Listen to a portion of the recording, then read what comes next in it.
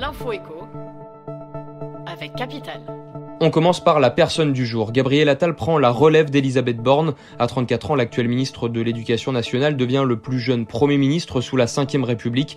Une ascension éclair pour l'ancien militant au Parti socialiste qui avait rejoint les rangs d'Emmanuel Macron en 2016. Déjà à la tête d'un patrimoine financier important, le nouveau chef du gouvernement touchera désormais le même salaire qu'Emmanuel Macron, à savoir 15 900 € bruts par mois.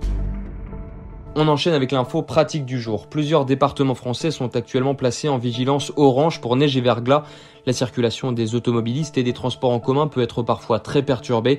Certains employés pourront opter pour le télétravail, mais pour ceux qui sont obligés de se rendre sur leur lieu de travail, quels sont leurs droits en cas de conditions météorologiques exceptionnelles? Capital fait le point.